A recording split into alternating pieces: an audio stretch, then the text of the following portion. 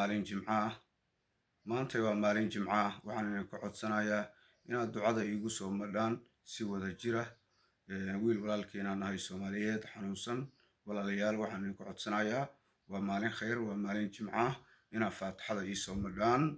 Ilaahay inuu caafimaadiyo subxaanahu wa tacaala. Ilaahay baryadeena ku qadimaayo. Ilaahay haddaynu barino baryadeena waa inuu aqbalayaa.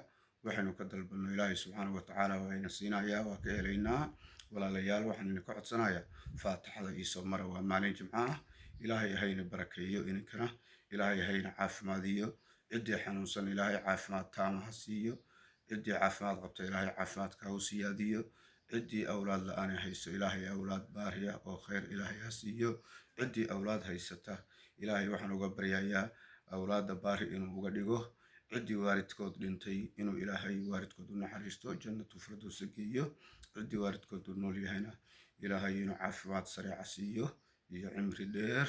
markay toodu ay noqotana inuu Ilaahay jannatu firdawsa geeyo. Allah ina barakeeyo inagoo dhan. muraadkeenu leenahay Ilaahay inoo fududeeyo subxaanahu wa tacaala. walaalayaal Faatixada ii soo mara.